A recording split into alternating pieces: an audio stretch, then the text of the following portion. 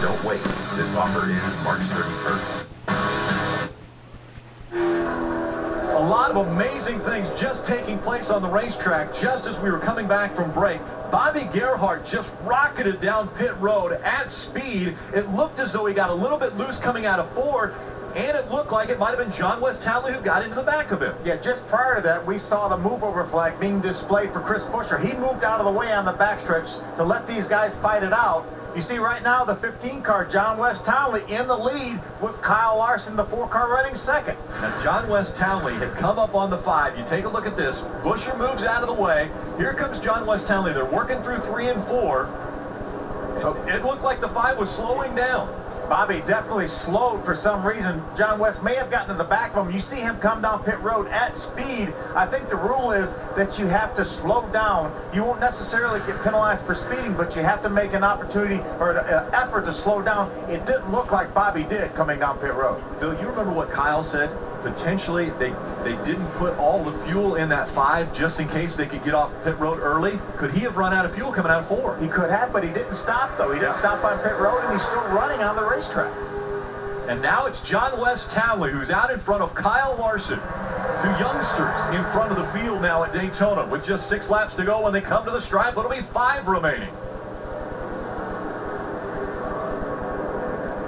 Jim, what happened with the 5 with Bobby Gerhart? Bobby Gerhart just told his brother Billy in the pits, I don't know what happened, but when he came up with turn 4, he got a bit of a nudge, but when he came down pit road, he said the car stuttered. The car sputtered a bit, and now it's sputtering again on the number 5 Lucas Oil Chevy. They're getting the gas cans ready. He pitted on lap number 11. He's already pitted on lap 5 and won this race, but the Lucas Oil Chevrolet may be out of fuel. That's amazing. Kyle Busch speculated that maybe, and that may have been where that initial little burp there was when the thing really lost fuel at the pickup, and then it picked it back up once he got on the flat. And you could see that John Wes Townley had a little bit of a run coming out of 4, but then the 5 really slowed down, and that's when John Wes Townley got into the back of it, but very, very light contact there. I think Bobby was going to come to pit road, felt like he was running out of gas, then maybe the fuel picked up again. That's why he kept on going. 4 laps of racing to go. John Wes Townley in front of Kyle Larson.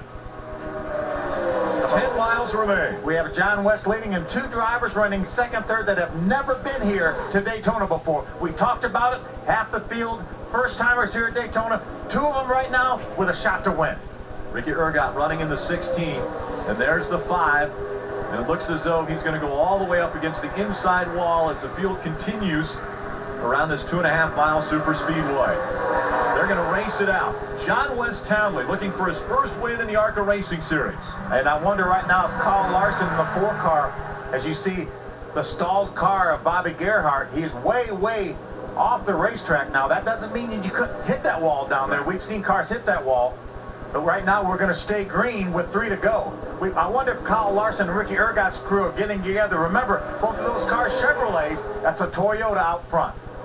Kyle Larson, the young phenom, making his way into the stock car racing after coming off a very successful dirt career.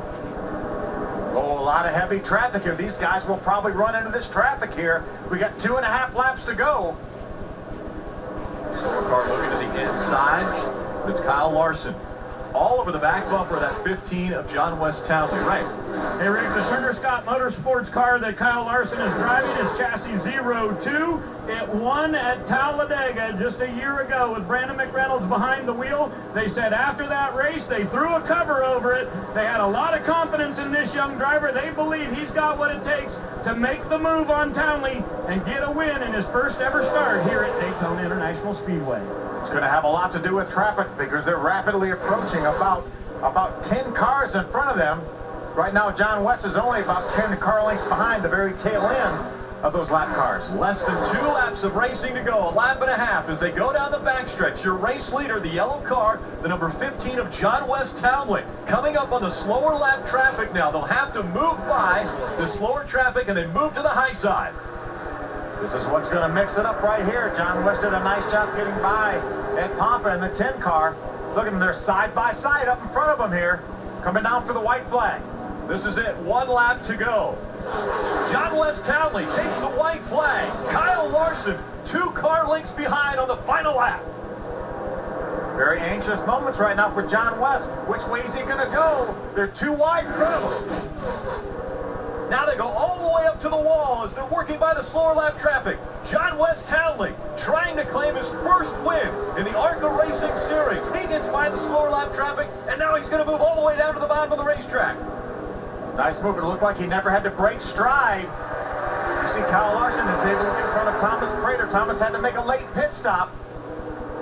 Now it's one car length as they work through 3 and 4 and come out to the tri-oval.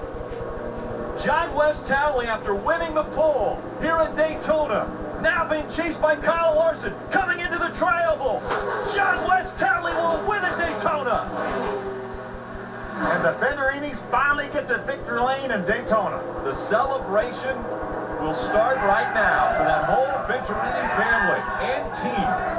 They had 4 very, very strong cars here. 3 of them had trouble. The 4th one goes to victory lane. Here comes 4th. It's going to be Frank Kimmel holding on for that spot. That's how far back that second pack was from the first. Sean Corr, a top 5 finishing position. Brennan Newberry, 6th in this race. And Mason Mingus back in 7th. Mark Thompson back in 8th. Krzyzewski in 9th, and Chad Boat in 10th. How about